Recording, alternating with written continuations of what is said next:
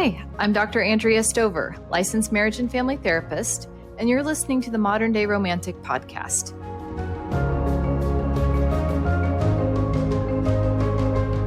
Hello, everyone, and welcome to today's episode. Today, we're going to be focusing on boundaries. This is a really important topic when it comes to being a romantic, when it comes to talking about relationships. It's a real buzzword. A lot of people talk about boundaries.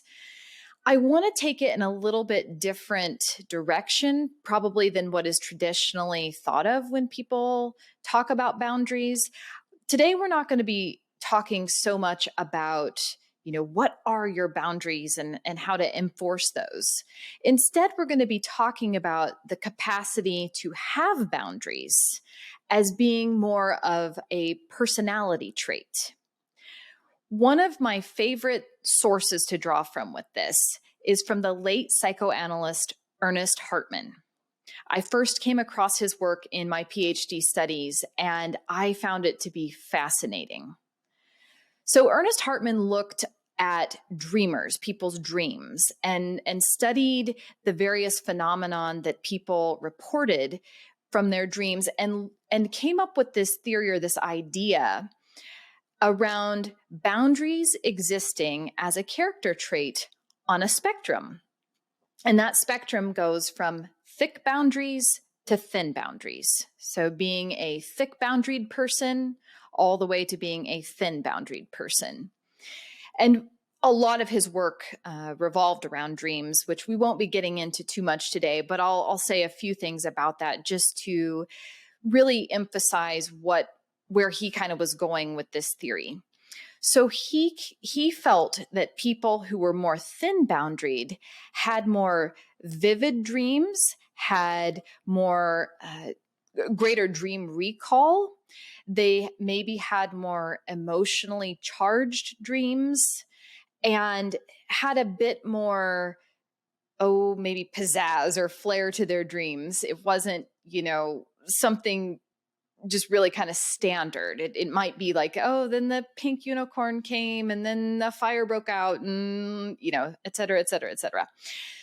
So he has a boundary questionnaire that I'm going to post a link to in the show notes, because I think it would be interesting for all of you to take a look at that, see where you kind of score on the thick boundaried versus thin boundaried continuum. This thick boundary, the idea of the thick boundaried person, would be someone who's pretty darn solid, like rock solid in who they are, maybe even impenetrable on the extreme. So there's very much a clear me, an I, an individual that's established. A thick boundaried person may have difficulty seeing things from other perspectives other than their own, something that makes sense to them, maybe more logical, rational in that way. Clear on the opposite end of the continuum, we have the thin boundaried person. And remember, we're talking about this as a trait. So this is a personality trait. And you can be anywhere on this continuum. So on the thin boundaried side, we've got someone who has the capacity to be more fluid, more flexible, more kind of, what are you taking in? What are you putting out? What are you leaving out? What are you not taking on? So a thin boundaried person, it's blurry. It's difficult to be able to tell the fantasy from the reality.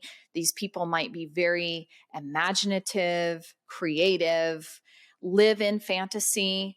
And I think that there's probably a lot of benefit on both sides. It's not one side is better than the other or anything. It's just kind of as a way of self-reflection here. Okay, so when we're thinking about this, I want to take it a step further when we're talking about what it means to be a romantic and share with you that my hypothesis is that most romantics are probably more on the thin boundaried side of the continuum. With that being said, I'm sure there are people that are thick boundaried that also identify as being romantics, but today we're only going to do this deep dive into this idea of romantics having thin boundaries, being thin boundaried individuals. So here are 4 different things that I'd like us to consider with this hypothesis in mind. The first being, I think romantics have the propensity to take on stories that they hear.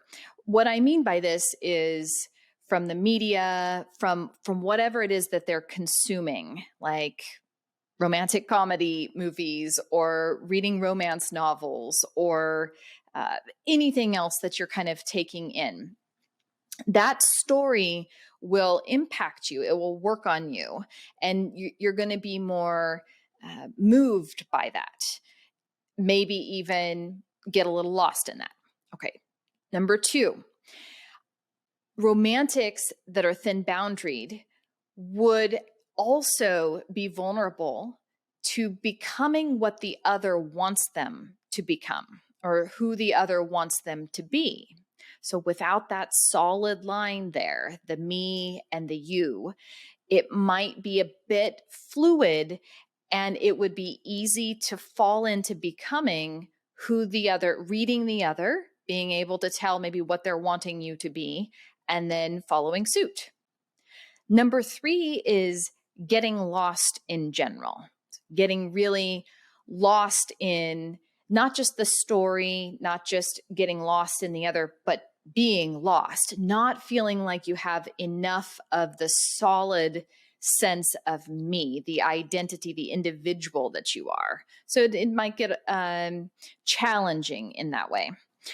And number 4, what we're going to be looking at is that some romantics might actually prefer to live in fantasy as opposed to being in actual real relationship with another person. Maybe for some of what I've just described as it can feel very chaotic, getting lost. It could also be very overstimulating to be in contact with the actual other. So sometimes there's a bit more control that we could have being in that realm of fantasy, and might actually prefer and become dissatisfied then when we meet the actual other or are in a relationship with someone else. There may be a sense of letdown or it not being as juicy or alive as that fantasy material. So let's take a look into each one of these a bit more and see what we can come up with. Starting with this thin boundaried romantic, maybe taking on the stories that they've ingested or consumed, this media perhaps. I'm going to start by asking, what is one of your favorite TV shows, your favorite movies, a story that you really gravitate to? And it could be from your childhood. Maybe it's a fairy tale. Maybe it's a Disney movie. Maybe there's some movie that you, a go-to romantic movie that you have, that you watch regularly, consistently. Whatever that is, it would be very interesting if you were to take a deeper dive, a look at what is the main theme in this? What's the plot here? And if you reflect on your actual relationships that you've been in, are you at all trying to enact that scene? Are you trying to, or are you automatically showing up in that way? Sometimes I think there's a real gem in here if people can kind of look at what is the love story that I am trying to actualize, or that I am maybe the template or the blueprint from which I am trying to have this person be, that I'm the main character, or they're the main character in my love, or maybe we, the couple, are the main character. But just take a look, take a moment and look at what is that movie, that story, that plot line, and how has that shown up for you in your life? Somehow that got in. Maybe it just really resonated with you. It hooked you in some way. But I would encourage you to look to see how much of this plot line is based on perhaps something that is a bit too fantastical versus something that might have some real grit to it, something that you might be able to actually have something meaningful. The other thing that I would like to say with this idea of the blueprints, that the template that gets imprinted inside of us, you think about your family of origin. Think about what you saw from your parent or parents and their relationship. I know not everyone's parents stayed together or were even together to begin with. So, how did that get imprinted inside of you? That story around love, relationship. What is it that you're carrying forward and maybe trying to complete, maybe trying to do it differently, or maybe trying to repeat? Maybe you really liked your parents' story or that of a close relative or a main couple that was in your life as you were growing up. So all of these things are ways that storylines, the idea of what a relationship is, can get imprinted, especially if you are a thin boundaried romantic. Okay, this second point around becoming what the other wants, being a thin boundaried romantic and feeling like you are vulnerable to maybe doing a bit of shape shifting, maybe being a bit too fluid and over adapting to the other. So there are three things within this that I think are really worth highlighting. The first would be here, if this is done consciously, unconsciously, I don't think that really matters. But the real risk is codependency. It's, I have lost touch with myself and I have identified as you. You serve as my barometer for how I'm doing, who I am, my worth, my sense of purpose, these types of things. So if we're deriving too much self from the other because we've lost ourselves to the other, we've overly adapted, we've become too diffuse, our boundaries are too thin, they're too thin, then I don't really know that there's so much of a relationship happening there as more of a kind of fusing and extreme codependency in this case. So this would be one danger with this.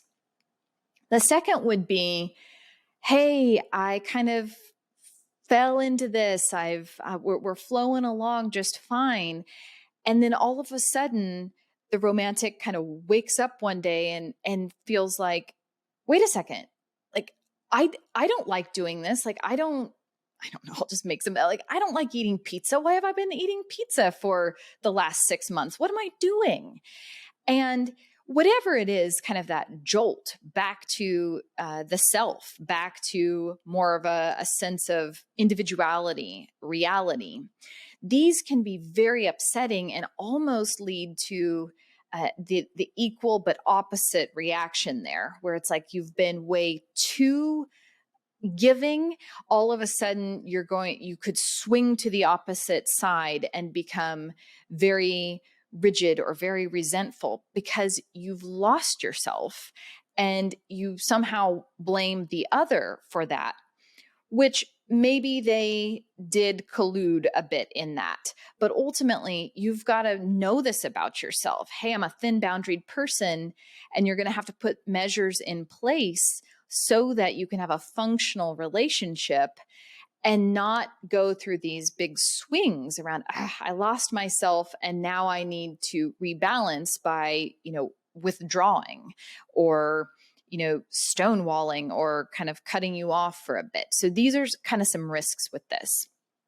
The final one, I think the stakes are really high here, is if you've become too much of what the other wants, it could be detrimental to you and even traumatizing.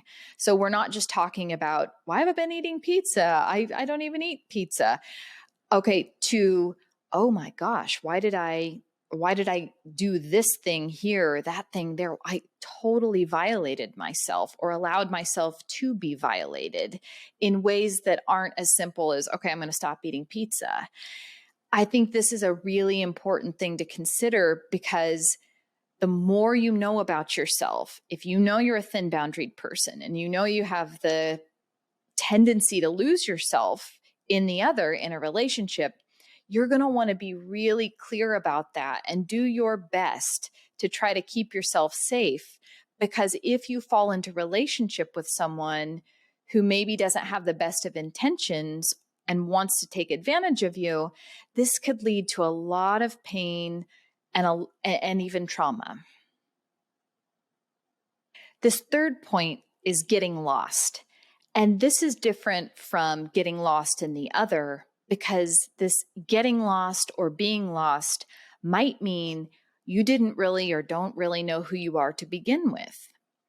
It's okay to be a person that's very fluid and can adapt.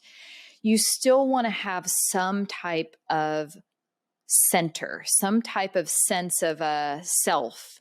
The boundary is what allows for the self, for the inner, compared to the outer. Without the boundary, it's going to feel like the outer and the inner are one and the same. And that leads to overwhelm. That leads to a feeling of chaos, of being out of control, at the mercy of what's going on around you, or at the mercy of who's around you. So these are really important things to consider, because you want to have some type of base, some type of place to be able to touch into and know where you are. If you don't have that, then being thin boundaried will be really dangerous. It could be very, very dangerous for you. I think part of it would be maybe being in a relationship is a way of distracting yourself from having to face that. Oh my gosh, like I'm going to stay in this, or I'm going to try to find someone else to escape in, so that I don't have to face the fact that I have no idea who I am really. And maybe you're looking to have experiences in a relationship to help inform that, which is totally fine. You want to make sure, though, that that's not exclusively dependent on the other being there. What's getting internalized? How is that becoming more solid, secure? Where's your base at? Okay, and the other thing that I wanted to say is that it could be some type of this depends on your perspective with this, but I believe we are here to become who we are. So there's this part of us that's here all along, but it's almost, like a block of clay. And it really needs life experiences and time to be able to sculpt out the form and what it is and who it is that we are. So it can be very, very painful to not have a self. It can be, think about that, and maybe some of you can really relate with this, especially anyone who has thin boundaries. There's going to be moments and times where you're going to feel this way. But this can be, again, scary, because whose life are you living if not your own? And so I think this is something to really consider about this being lost. There's a lot of good that can come from being lost. There's a lot of good that can come from being a seeker, a wanderer, an explorer, being open to new experiences. And I think ideally there's also a bringing some of that in to inform and shape the inner, so that through time, you're growing the self and you're becoming more of who you are. This fourth point is about preferring the fantasy to the actual reality of a real relationship. And for those that are thin boundaried, the fantasy world is almost in technicolor. Like it just, what else can compare to that? And maybe reality doesn't compare to that in some ways. I hear this a lot, actually. And I think this is very true for romantics. It's something that really needs to be grappled with, which is, how do I balance this dreamer, this idealist, this kind of fantasy proneness, and being able to see the ideal with the real, with the mundane, with the day-to-day kind of grind of what a human life is as well? How do you blend those two things? How is there space and room for both? So the challenge with preferring the fantasy over the reality is that you never get the opportunity. If you stay in fantasy land, then you're never actually going to have contact with other humans in this very real way, and kind of growing that part of yourself, growing your humanness. So you've already got the transpersonal piece figured out there. You're operating beyond the normal quote unquote confines of what we think of as what reality is. So to be able to daydream, to fantasize, to imagine, to create from that place, anything is possible. In a relationship with another, it can feel like a real letdown because there will be limitation. Along with that, there will be the necessity of committing. That doesn't mean you have to commit for the rest of your life, but it does mean if you're going to have a relationship, there's some form of, hey, I'm going to show up, and I'm going to show up today, and I'm going to show up tomorrow, and I'm going to show up consistently. And that can be hard for dreamers at times who live in a different realm. So I think that is something that I really wanted to drive that point home, along with the fact that when you do try to ground those dreams, those fantasies, and bring them into human form, it can be very overwhelming to have contact with another person because you have full authorship of those fantasies in your mind. When you bring in another person who also has creative potential and they have their own fantasies and their own material, that can get really messy. And back to earlier, what I was talking about with what is kind of one of the main love stories you've been drawn to throughout your life. And is that something that you're trying to live out? Maybe you made up the love story too. Regardless, likely the person you're with is going to have their own imprinting and their own ideas of what a relationship is and what they want from you as well. So you can feel kind of a heaviness, like, oh gosh, you're going to want something from me as well, and we're going to have to figure that out together. No, we're supposed to be in sync and totally aligned and on the same page and wanting all of the same things all the time. So these things, I think, are really important to consider for thin boundaried romantics. How do you grapple with the fluidity of the self, the ability to dream, to imagine, to create, to fantasize things beyond human limitation, and bring that down into the confines of skin and a human body with another person in their skin and human body? It's really challenging. It's very challenging. Here's my final thoughts that I'd like to leave you with here. What I think the growth challenges are. If you are more on that thin boundaried continuum, on that side, I don't think you're really going to probably change that. That's part of your personality. What you can do is work to come, like I just said, into the skin, but do more embodied practices. Practice being human. Find a center that is located in your body. I love somatic experiencing. I practice somatic experiencing with clients. I've found it to be a really useful tool to coming into the body, to grounding, to feeling what is it like to be in my body? What is it like to be able to have a boundary? That might be a brand new experience for some of you. Oh my gosh, this is a boundary? Oh, I'm not being overtaken by someone that I come into contact with. Another way we could talk about this, by the way, is being highly empathic. And I'm sure a lot of you are empaths and have again, that's thin boundariedness in that way. So the growth challenge, finding some sense of a center.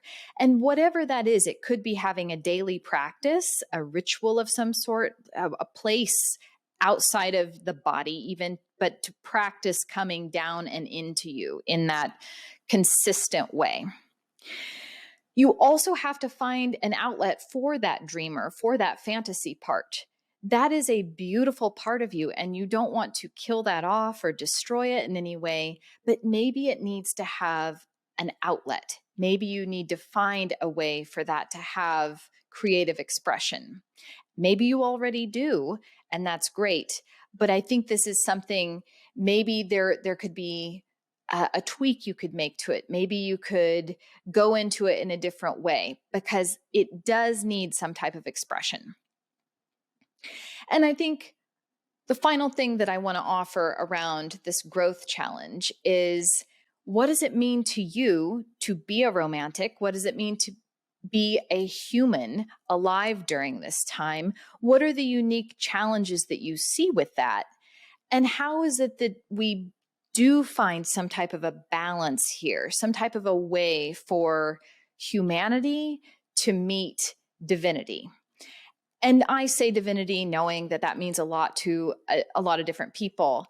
But when I say that, I'm saying this transpersonal dimension of love and goodness and all things that are possible, this dream or vision for what is possible and what maybe feels like a natural way of being able to be one with others, to be in a society that would really support and allow for love, allow for openness, that you wouldn't have to be as defended as what it often feels like our society requires us to be.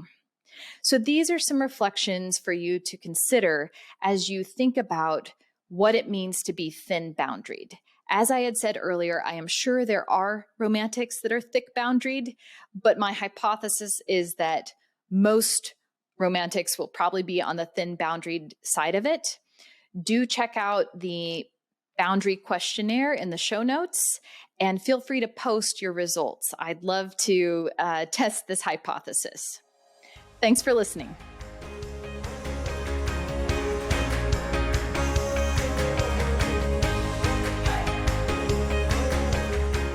Thanks so much for tuning in to today's episode.